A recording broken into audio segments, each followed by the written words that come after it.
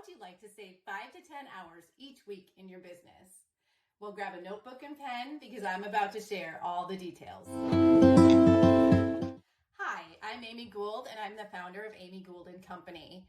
And in this video, I'm going to teach you the exact strategy that I use with my coaching and consulting clients to save them hours every week so they can focus on growing their business. Let's get started.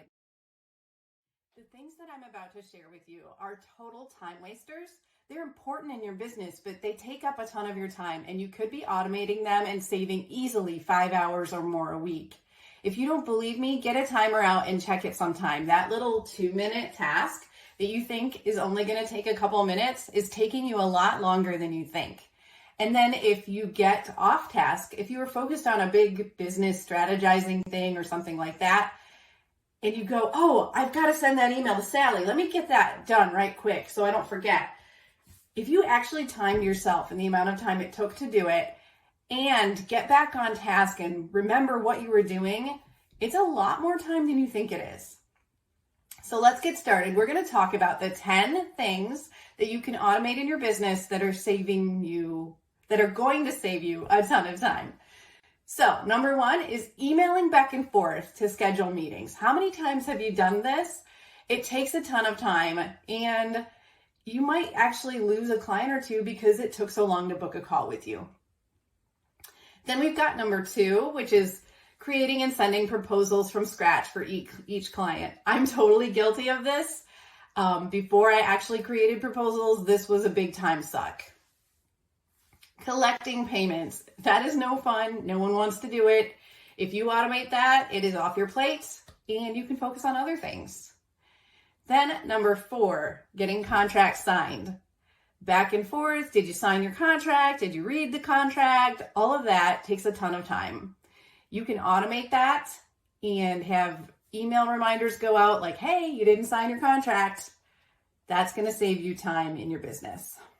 Let's talk about number 5, reminding clients of appointments. We've all been there. You get on the call, you're waiting patiently, the client no-shows. And then you get an email 5 minutes later, an hour later, whatever. Oh no, I totally forgot about that. You can automate your client email reminders for your appointments and never have to worry about them not remembering the appointment again. That's not to say they won't put it on their calendar, which is another thing we can automate.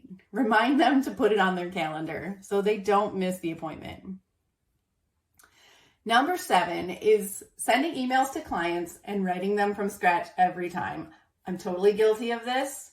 Until I did canned emails, I was always creating emails from scratch, rewriting the processes over and over and over again of how to work with me, what the steps were, and all of that. It takes so much time. Stop wasting your time doing that and create canned email templates. Even if you have to customize them sometimes, it's still 90% done. Let's see. Number 8 is remembering to ask for testimonials and referrals. This is, number 1, a huge time waster if you don't do it because you're not getting those valuable referrals and testimonials that you can use on your website and your email copy and everywhere. So automate that so it's a part of your process and never have to remember to do it again. Remembering each and every step of your client journey is number 9. And then worrying that you totally forgot something. Did I send a contract? Did I get all of the information that I need from them to start working with them? All of those things take your mental energy and focus. So even if you have like a ClickUp list or something like that, that's a great start. But when you automate it, it takes all of that remembering out because it's built into the automation and takes it out of your brain capacity. So you can do other things.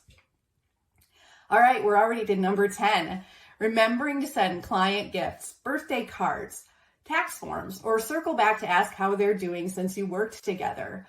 All of these things are great touch points to provide that customer experience that you want for your clients, but you have to remember to do them. And your client management system can do this for you. It can build that into the automation so that these things get done and you come off looking like a hero.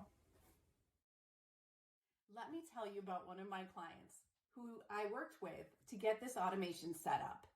Before I was working with her, she had client records that were a mess. They weren't consistent with naming conventions. She couldn't find things in her system. She was manually creating every single email that she had to send to a client and spending hours creating proposals after discovery calls.